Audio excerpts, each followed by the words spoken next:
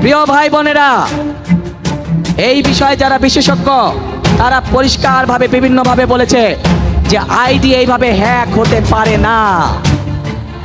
একটি রাজনৈতিক দলের একজন সিনিয়র নেতা জনগণের সামনে নির্বাচনের আগে এইভাবে মিথ্যা কথা বলছে, দলটি পর্যন্ত মিথ্যা কথা বলছে তাদের আইডি বলে হ্যাক হয়ে গেছিল, অথচ আইডি হ্যাক হয়নি তাদের।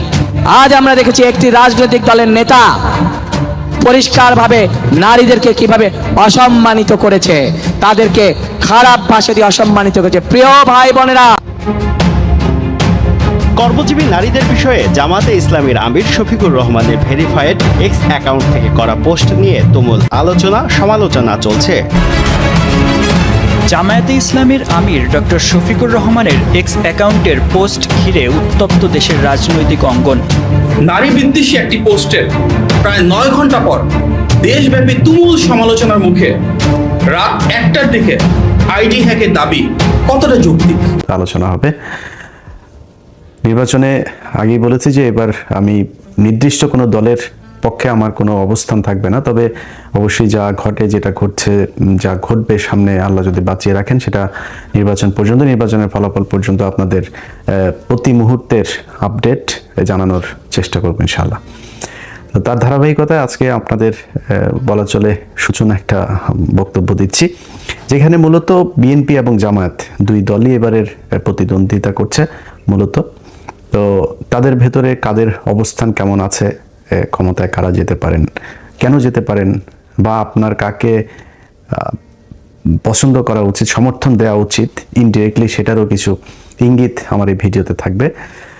প্রথমেই বলে রাখি যে 2024 সালের 5ই আগস্টের পর থেকে আমি বিভিন্ন ভিডিওতে বলেছি যে তারেক রহমান এর নেতৃত্বে যে বিএনপি, সে বিএনপি আগের বিএনপি সরকারের যে সময়টা ছিল তার চাইতে অনেক বেশি উন্নত একটা কি বলবো যে ভালো কিছু করবে, এরকম একটা সরকার তারেক রহমান করবেন। তার কিছু তিনি যে বলেন যে আই হ্যাভ এ প্ল্যান, আসলেই তার একটা প্ল্যান আছে, এবং এটা আমি তার খুব ঘনিষ্ঠ লোকজনের সাথে তার যে কথাবার্তা হয় তাদেরও অনেকের কাছেই শুনেছি। এবং তার কিছু জিনিস যদি আপনারা দেখেন, গেল কয়দিনে তারেক রহমান দেশে যাওয়ার পর থেকে এখন পর্যন্ত আপনি দেখবেন যে এই বিএনপি হ্যাঁ ভোটের বিরুদ্ধে, সরাসরি না ভোটের পক্ষে অবস্থান নিয়েছিল। যখন সালাউদ্দিন বিএনপির একেবারে সামনের সারিতে নেতৃত্ব দিচ্ছিলেন মনে হচ্ছিল, তো তারেক রহমান দেশে যাওয়ার পর বিএনপি এখন হ্যাঁ ভোটের পক্ষে সরাসরি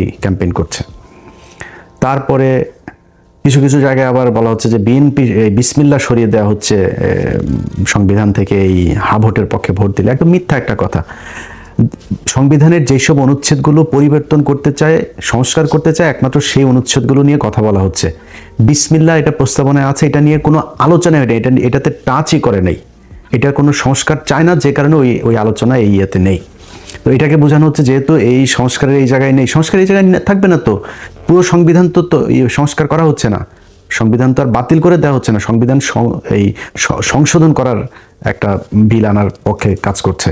তো সেখানে যেগুলো সংশোধন করা দরকার সেটার ব্যাপারে আলোচনা হয়েছে। যেহেতু সংস্কারের মধ্যে বিসমিল্লাহটা নাই, এটারে মানুষের মধ্যে শোনানো হচ্ছে যে বিসমিল্লাহ থাকবে, বিসমিল্লাহ থাকবে, বিসমিল্লাহর হাতই দেওয়া হবে না, ওইখানে আছে যেইভাবে আছে সেইভাবেই, যে অনুচ্ছেদ পরিবর্তন হবে সেটা নিয়ে শুধু আলোচনা হবে। তো এরকম বিএনপি তারেক রহমান দেশে যাওয়ার পর থেকে হ্যাঁ ভোটের পক্ষে এখন ক্যাম্পেইন শুরু করেছে। বিএনপি যাওয়ার পরে মির্জা ফখরুল ইসলাম ওবায়দুল কাদের, তিনি আপনার মাথায় টুপি দিয়ে বললেন কি, কোরআন সুন্নাহর বিরুদ্ধে কোনো আইন বিএনপি সরকার ক্ষমতায় গেলে হবে না। ও হইলো নরেন্দ্র মোদীর পোলা, এই মির্জা ফখরুল নরেন্দ্র মোদীর পোলা, এখন কয় যে কোরআন হাদিসের বিরুদ্ধে আইন করা হবে না। এগুলি সব এই তারেক রহমানের গুতা, এই গুতায় এগুলো সোজা হয়েছে। তো এরকম কিছু পরিবর্তন দলের ভেতরে এসছে, এবং আমি জানি না বিএনপি ক্ষমতায় যেতে পারবে কিনা এবার, বিএনপি যদি ক্ষমতায় যায়, যদি নাও যায়, 5 বছর পরেও যায়, তখন আমার এই একই বক্তব্য থাকবে, এখন যেটা বলছে আগেও যেটা বলেছে।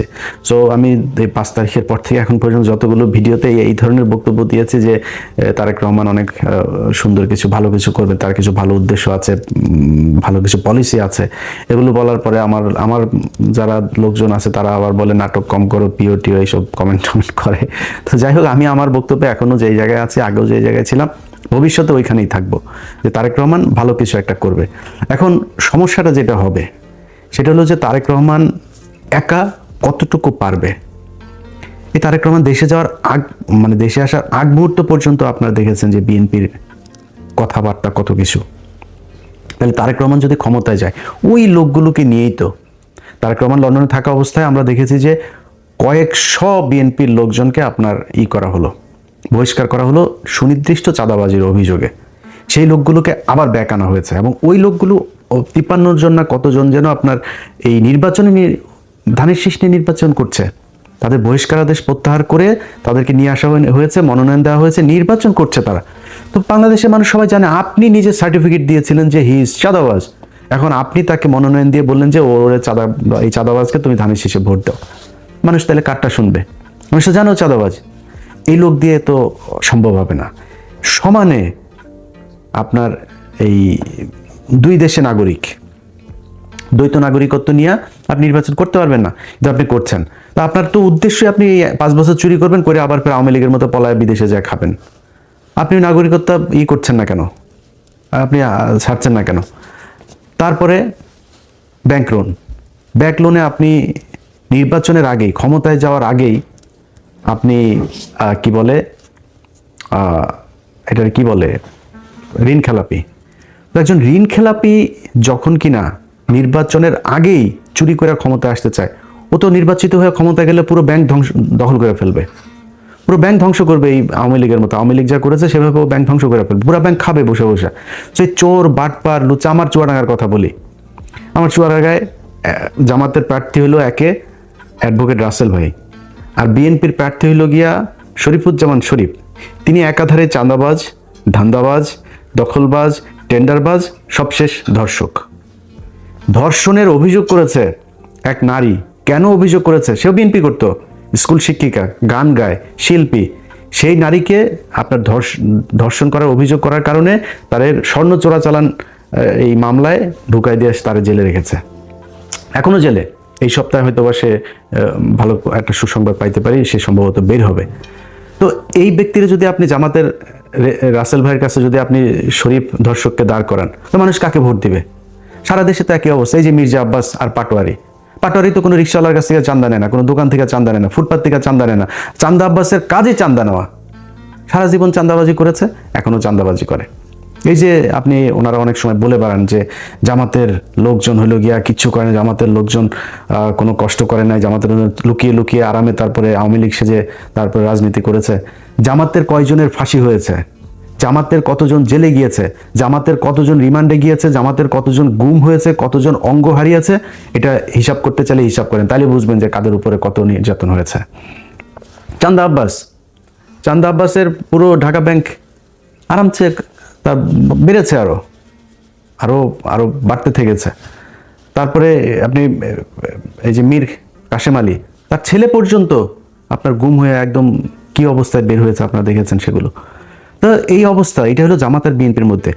আপনি ধরেন হাইপোথেটিক্যাল কথাবার্তা বাদ দেন, জামাত আর বিএনপির সাথে আমরা যে প্রতিদ্বন্দ্বিতা করব, কারণ একজন বিএনপির ভাইকে আমি বলবো যে মানে আমি কিন্তু চাই যে সব রাজনীতি, খালি বিএনপি একা না, আমি চাই আওয়ামী লীগও যদি বাংলাদেশে কোনোদিন রাজনীতি করে, জাতীয় পার্টির রাজনীতি, সব রাজনীতিবিদদেরই মানে ঠিক জায়গায় আসতে হবে। ভাই আপনি চোর বাটপার সে আগের ধান্দাবাজ চান্দাবাজ এগুলো নিয়ে আমার যদি বলতে বলেন, মানে একটু সেফ জোনে থাকার জন্য বলি, নাহলে 100% বলে ফেলতাম। 99.9% আপনার চোর, জাস্ট চুরি করার জন্য এখানে রাজনীতি করতে আসে। একদম সব, বিএনপি বলেন আওয়ামী লীগ বলেন, জাস্ট চুরি করার জন্য রাজনীতি করতে আসে। আর জামাতকে বলা হয় জামাতও নাকি ওরা হয়েছে চাঁদাবাজি করে, জামাতও নাকি চাঁদাবাজি করে। জামাত চাঁদাবাজি কেমনে করে? ওই যে ইয়ানত নেয়, এটাও বলে চাঁদা।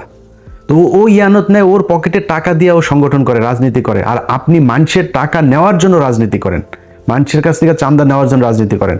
এগুলি বলে কি আপনি বুঝাইতে পারবেন? জামাতটা আপনি বলবেন 71-এর রাজাকার, এগুলি বলে কি আপনি আমার জামাতের পেছনে নিতে পারেন? মানুষ কেন যেখানেই যায়, যেখানেই শুনেন জামাতকে, আমরা এবার জামাতকে ভোট দিব, জামাতকে ভোট দিব, হ্যাঁ, মানে এরা আবার বলে বট বাহিনী দিয়ে এগুলি করা হয়। তো ডাকসু নির্বাচনে কি হয়েছে? ছাত্র সংসদ নির্বাচনগুলো সব জায়গাতে কেন এই ভরাডুবি? সবশেষ যকসু নির্বাচনে সবাই মিলে, ওই যে বিকাশ, নুরু টুরু সব কটার দল মিলে এসে তারপরে শিবিরের বিরুদ্ধে লাগলো, তাও পারলো না। তো কেন হচ্ছে এরকম? এটা এমনি এমনি? আপনার কি মনে হয় জাহাঙ্গীরনগর বিশ্ববিদ্যালয়, ঢাকা বিশ্ববিদ্যালয়, সব বিশ্ববিদ্যালয়গুলোতে সবাই শিবির করে এখন, সবাই জামাতে যোগ দিয়েছে? নো। কি করেছে? তাদের এই সাধারণ মানুষ যারা, সাধারণ ভোটার যারা, তারা দেখেছে যে ছাত্র দলের চরিত্র আর ছাত্র শিবিরের চরিত্র, না, এটা তো আকাশ পাতাল পার্থক্য। আমরা তো যা শুনি সব মিথ্যা কথা। এটাকে বলা হয় এরা হইল গিয়া এরা এই 71-এ ওর মারে এটা করেছে, ওর বোনের এটা করেছে, খুঁজে পায় না। সারা বাংলাদেশে যে মেজর আখতারুজ্জামান, তিনি এদিন একটা কথা বলেছেন যে ভাই 71-এ জামাতে ইসলামের সংগঠনের সব মিলায় লোক ছিল না 300 জন, তারা 64 জেলায় একদম সংগঠন করে, এই যে রাজাকার বলা হয়, রাজাকার জিনিসটাই তো মানে বিকৃতভাবে উপস্থাপন করা হয়েছে। রাজাকার ছিল পাকিস্তানি বাহিনীরা, এই যে ব্রিজ কালভার্ট যেগুলো ভেঙে দিচ্ছিল মুক্তিযোদ্ধারা, এগুলো রক্ষণাবেক্ষণের জন্য তাদের ইউনিফর্ম ছিল চকিদারদের মতো। আপনি মেজর আক্তার নিজেও এই কথাটা বলেছে, এটা এর আগেও আমরা বিভিন্ন বইতেও পড়েছি, আপনি বিভিন্ন বিদেশি যেসব ডকুমেন্টারিগুলো ছিল তখনকার, সেগুলো তো গেলেও দেখবেন। এটা কোনো রাজনৈতিক দলের ছিল না, জামাতের কোনো সংগঠনই ছিল না তখন সেইভাবে, মানে জেলা ভিত্তিক। ঢাকা শহরে একটা ছোট্ট একটা ছিল, ওইটা নিয়ে তারা রাজনীতি করতো। তো এটাকে বানানো হয়েছে রাজাকার। তারা বিভিন্ন মানুষের হরিণ ধরে নিয়ে নাকি পাকিস্তানিদের দিয়ে কার মারে মারে করায়, তারপরে আকাম কোকাম করায় ওদের সজীব ওয়াজের জয় পয়দা হওয়া, এইগুলো বানানো হয়েছে। এগুলো তো ভাই মানুষ এখন বলে করা যাবে না। এখন করতে হবে কি? আপনাকে রাজনীতি করতে হইলে ওর চাইতে বেটার কোনো রাজনীতি করতে হবে। জামাত ইসলাম এই একটা সংবাদ সম্মেলন করবে, ওদের একটা মিটিং হবে, ওদের দলের কাউন্সিল হবে, পদ দেয়ার নাম বলার পরে সে জানেও না কিসের লবিং টবিং, সে জানেও না কে হবে, সে কান্না করে, নামাজ পড়ে, সেজদা দেয়। কেউ কারোর পক্ষে কোনো বিপক্ষে বিদ্রোহী প্রার্থী কোনো কিছু নাই। এনসিপির পোলাপান, অখ্যাত পোলাপান, চেনে না কেউ এলাকায়, কেন্দ্র থেকে সিদ্ধান্ত হয়েছে তাকে লক্ষ্মীপুর 1 আসনে দেওয়া হবে। বিশাল প্রভাবশালী জামাত ইসলামের বিরাট মানে হেভিওয়েট প্রার্থী সরে গিয়েছে। এই যে মাহফুজের ভাইকে দিয়েছেন, ওই আসনের যে জামাতের প্রার্থী, উনি ভীষণ জনপ্রিয়, দাঁড়াইলেই পাশ করবে এরকম একজন প্রার্থী। দল বলেছে মাহফুজের ভাইকে দিতে হবে, সরে গিয়েছে, কোনো আপত্তি নাই। একটা জায়গায় আসন দেওয়ার পর 2 মিনিটের মধ্যে জামাতের প্রার্থী ফেসবুকে পোস্ট করেন, দলীয় সিদ্ধান্তকে স্বাগত জানিয়ে, শ্রদ্ধা জানিয়ে সরে যাচ্ছে। কেন? মানে কোনো জায়গায় চেয়ার নিয়ে লাথালাথি নাই, ধাক্কাধাক্কি নাই, কোথাও বক্তব্য দেওয়া নিয়ে ধাক্কাধাক্কি নাই। খালেদা জিয়ার খিচুড়িটা নিয়েও আপনারা কারাকারি করে মারামারি করলেন। প্রতিদিন এদের কামড়া কামড়ি, সেই আওয়ামী লীগ যা করতো তাই হচ্ছে। আপনি বলেন ভাই আপনি আমার যদি এমন বলেন যে ও ইলিয়াস বোধহয় জামাতের দালালি করে, ভাই বলে কোনো সমস্যা নাই, আপনি যার মনে চায় বলেন। আমি তো আপনাদেরকে বিএনপি ক্ষমতায় আসার আগে আওয়ামী লীগ থাকা অবস্থাতে সবসময় একটা কথা বলেছি কি, আমার খালি আমি রাজাকার হইতে রাজি, আমি পাকিস্তানি মিলিটারি হইতে রাজি, সব হইতে রাজি, যা বানাবি সব হইতে রাজি, কিন্তু আমার আওয়ামী লীগ খালি বানাবেন, আর কিছু সমস্যা নেই। তো আমাকে আপনি যা মনে চায় বলেন, আপনি নিজেকে কোশ্চেন করেন। একটা সংগঠনের এত নিয়ম শৃঙ্খলা, এত ডিসিপ্লিনের মধ্য দিয়ে যেই সংগঠন আসবে, কোনো চাঁদাবাজির নাই, অভিযোগ নাই, ধর্ষণের অভিযোগ নাই, টেন্ডারবাজির অভিযোগ নাই, এরকম একটা দলের পাশে দাঁড়িয়ে আপনি চান্দা আব্বাসকে দিয়ে কিভাবে দল চালাবেন? সো বেটার একটা পলিসি নিশ্চয়ই আপনাকে করতে হবে। কেমনে করবেন, কিভাবে করবেন সেটা আপনারা জানেন। কিন্তু আমি মনে করি যে যদি নাকি আপনি মনে করেন বিএনপি ক্ষমতায় যদি আসেও, তারপরেও বিএনপিকে ক্ষমতায় টিকে থাকতে হলে, পরবর্তী নির্বাচনে আবার ক্ষমতায় আসতে হলে, এখন অনেক চামচা অনেক তেলবাজেরা বিএনপিরই হয়েছে, যারা গত 6 বছরে যারা তারেক রহমানকে চেনেই না, তারেক রহমান লন্ডনের কি এরকমও বসে বসে টকশো করেছে, সেই সব লোকজনও এখন নিজেদেরকে স্বঘোষিত বিএনপির দালাল হিসেবে পরিচিত করার সুযোগ। এত ইজ্জত বেচতে পারবো না ভাই, এত নিচে নামতে পারবো না। আল্লাহর রহমতে আল্লাহ না খাওয়ায় রাখেন না, আল্লাহ গরিবও বানায় নাই। আল্লাহর রহমতে যতটুকু খাওয়ার দরকার হয়, আল্লাহ যতটুকু পড়ার দরকার হয়, যতটুকু নিজের চাহিদা আছে, আল্লাহর রহমতে করার মতো শক্তি আল্লাহ দিয়েছেন। আল্লাহ যেন এই জায়গায় রাখে, কারোর কাছে যেন চান্দাবাজি ধান্দাবাজি হাত না পাতায়, তাইলেই হবে, আর কোনো কিছু দরকার নেই। কিন্তু যে পরিমাণে ন্যাকেট হইয়া মানুষের গালাগালি শুনে তারপরে দলের দালালি করে, নিকৃষ্টতম একটা কাজ। তারা যে গরিব মানুষ তা না, কিন্তু তারপরে মানুষ যা বলে বলুক আমার একটু সুবিধা পাইতেই হবে, জোর করে তারেক রহমানের প্রশংসা করে তারপরে তার বিএনপির দালাল সাজতে হবে। এখন এইসব লোকজনের কাছে যদি আপনি আবার বিএনপির ব্যাপারে শুনেন, অনেক সুন্দর সুন্দর কথা, যারা 6 বছর বিএনপির ব্যাপারে বহু নেগেটিভ কথা বলেছেন, আমরা আগেও যেভাবে বলেছি এখনো সেভাবেই বলছি, ভবিষ্যতেও, যেহেতু বিএনপির একটা বিশাল শ্রেণী ভারত বিরোধী মানুষ আছে এখানে সবাই চান্দা আব্বাস না, এখানে সবাই শরীফুজ্জামান শরীফ না, এখানে অনেক ভালো মানুষ আছে। সো বিএনপির সবচেয়ে বড় কথা হলো জিয়া পরিবার, তারা ভারত বিরোধী, এটা পরীক্ষিত, ইতিহাস এটার সার্টিফিকেট দিয়েছে। আমি তার বিরুদ্ধে কেন যাব? আমার তার বিরুদ্ধে বলতে হবে কিসের জন্য? এটার যদি নাকি গঠনমূলক সমালোচনা করে তাদের যা যা ঠিক করা দরকার সেটা ঠিক করতে হবে। এটা যদি ঠিক না করেন তাহলে ভবিষ্যৎ অন্ধকার। আপনি যত কথাই বলেন, এখন এই যে অনেক ডিসি, এসপি, সচিব, অনেক পুলিশের ওসি অনেকে কিন্তু বিএনপি সাজার চেষ্টা করতেছেন। কিন্তু আপনাদেরকে একটা জিনিস বলে রাখি, সামনের হিসাব নিকাশ কিন্তু সব কথা সোশ্যাল মিডিয়াতে বলা যাবে না, কিন্তু সামনের হিসাব নিকাশ কিন্তু অত ইজি না।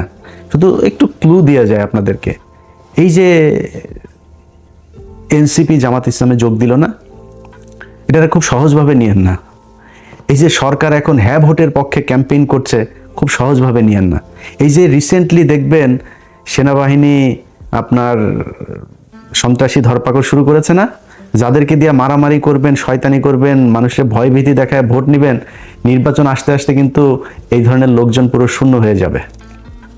যেসব ডিসি, এসপি, ওসিরা বাড়তি দালালি করে তারপরে মনে করছেন কোন একটা দল ক্ষমতায় আসবে, মনে করেন হাইপোথেটিক্যালি ক্ষমতায় আসলো, এই যে আমি কোনো দলের নাম বলছি না, যে কোনো একটা দল আসলো আর সেই দলের দালালি আপনি করছেন, মনে করেন সেই দলটা 5 বছর পরে যাবে না ক্ষমতা থেকে?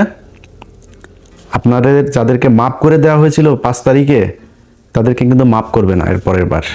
সো খুব হিসাব করে আপনি আপনার দায়িত্ব পালন করবেন, বাড়তি সুযোগ সুবিধা দেওয়ার চেষ্টা করেন না।